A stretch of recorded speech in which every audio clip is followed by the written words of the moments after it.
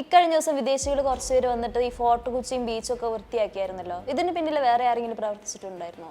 ഇതിന് പിന്നിൽ ആരെങ്കിലും ഉണ്ടോ ഇല്ല എന്നുള്ളതല്ല, ഒരുപാട് വിദേശികൾ വന്നിറങ്ങുന്ന ലോക ഭൂപടത്തിൽ തന്നെ ഇടം പിടിച്ചിട്ടുള്ള ഒരു ടൂറിസ്റ്റ് സ്പോട്ടാണ് ഫോർട്ട് കൊച്ചി. ആ ഫോർട്ട് കൊച്ചി വൃത്തിയാക്കാൻ വിദേശികൾ വേണ്ടി വരിക എന്ന് പറയുന്നത് ഒരു നാണക്കേട് തന്നെയാണ്. ഇപ്പം അവിടുന്ന് പ്ലാസ്റ്റിക്കും തെർമോക്കോള്, ഗ്ലാസ് ബോട്ടിൽ, കുളവാഴ ഇതുപോലുള്ള വേസ്റ്റുകളൊക്കെ പ്ലാസ്റ്റിക് ചാക്കുകളിൽ ഇങ്ങനെ കൂട്ടിക്കൂട്ടി വെച്ചിരിക്കുന്ന കാഴ്ച നമ്മൾ കണ്ടതാണ്. ഇപ്പം ഇത് വൃത്തിയാക്കുന്ന വീഡിയോ വന്നതുകൊണ്ട് നമ്മൾ ആ ഫോർട്ട് കൊച്ചി ബീച്ചിൻ്റെ കാര്യം ശ്രദ്ധിച്ചു. അതുപോലെ തന്നെ bus stand, railway station, auto stand, അതുപോലെ ടൂറിസ്റ്റുകൾ വന്നിറങ്ങുന്ന മറ്റ് പല സ്ഥലങ്ങളും ഉണ്ട് വളരെ വൃത്തികേടായി കിടക്കുന്നത്. മലിനജലം ഒഴുകുക, എലികളൊക്കെ ഓടി നടക്കുക, ജീവികൾ ചത്തെടുക്കുക, പ്ലാസ്റ്റിക് വേസ്റ്റ് ഇതൊക്കെ നിറഞ്ഞിറങ്ങുന്ന വളരെ വൃത്തികേടായി കിടക്കുന്ന ഒരുപാട് സ്ഥലങ്ങൾ വേറെയുണ്ട്.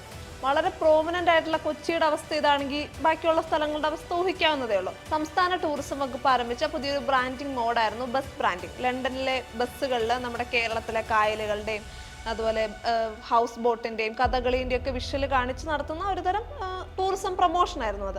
അപ്പം ഇതുപോലുള്ള പ്രൊമോഷനുകളും അല്ല നമ്മുടെ നാട്ടിലെ കായലുകളുടെയും വെള്ളച്ചാട്ടത്തിൻ്റെയും ഒക്കെ ഫോട്ടോസ് സോഷ്യൽ മീഡിയയിൽ പങ്കുവെച്ച് നടത്തുന്ന പ്രൊമോഷനൊന്നും മാത്രമല്ല നമ്മുടെ ഇവിടുത്തെ ടൂറിസം ഡിപ്പാർട്ട്മെൻറ്റിൻ്റെ ഉത്തരവാദിത്തം. ഇപ്പം ഇവിടുത്തെ ഇതൊക്കെ കണ്ട് ഇവിടേക്ക് വരുന്ന ടൂറിസ്റ്റുകളുടെ അവസ്ഥ എന്ന് പറയുന്നത്, ഇപ്പം കഴിഞ്ഞ ഒരു വർഷം മുന്നേ നമ്മൾ കണ്ടു പാലക്കാട്ട് കോട്ടയിൽ അതിൻ്റെ ചിത്രം പുറത്തുനിന്ന് വരച്ചുകൊണ്ടിരുന്ന അത് കാണാൻ വന്ന ഒരാളെ അവിടുത്തെ ഉദ്യോഗസ്ഥർ ഇത് വേണ്ട ഇറങ്ങി പൊയ്ക്കോ, വരയ്ക്കണ്ട, അവിടുന്ന് പെട്ടെന്ന് പൊക്കോ എന്നൊക്കെ പറഞ്ഞ് ഓടിച്ചു വിടുന്നത്. അപ്പം അത് അവിടെ തന്നെ ഉണ്ടായിരുന്ന ഒരാളാണ്. അപ്പോൾ ഇതൊരു വിദേശിക്കായിരുന്നെങ്കിലും ഇങ്ങനെ ഒരു അനുഭവം ഉണ്ടായിരുന്നത്.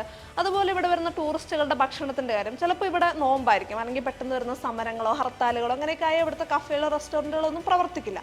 അതുപോലെ ഇവിടുത്തെ സൗകര്യക്കുറവ്, ഇതൊക്കെയാണ് ഈ വിഷ്വലൊക്കെ കണ്ട് ഇവിടെ വരുന്ന ടൂറിസ്റ്റുകൾ അനുഭവിക്കേണ്ടി വരുന്നത്. ഇവിടുത്തെ ഭംഗിയുള്ള സ്ഥലങ്ങളുടെ വിഷ്വലുകളൊക്കെ ഇട്ടിട്ട് ഇതുപോലെയുള്ള സ്ഥലങ്ങൾ ഇവിടെ ഉണ്ടെന്ന് കാണിക്കുന്നത് മാത്രമല്ല, അതൊക്കെ എങ്ങനെ പ്രോപ്പറായിട്ട് യൂസ് ചെയ്യാം എന്നുള്ളത് കൂടെയാണ് ഇവിടുത്തെ ടൂറിസ്റ്റ് വകുപ്പിൻ്റെ ഉത്തരവാദിത്തം. പിന്നെ ഈ വിനോദസഞ്ചാരികൾ വന്ന് ബീച്ച് വൃത്തിയാക്കി ഇതിൻ്റെ പിന്നിൽ ആരെങ്കിലും ഉണ്ടോ ഇല്ലയോ എന്നുള്ളതല്ല, അതെന്തായാലും കേരളത്തിൻ്റെ മുഖത്തേറ്റ ഒരു അടി തന്നെയാണ്. അതിൻ്റെ ഉത്തരവാദിത്തം മലയാളികൾക്കും ഇവിടുത്തെ ഗവൺമെൻറ്റിനും ഉണ്ട്.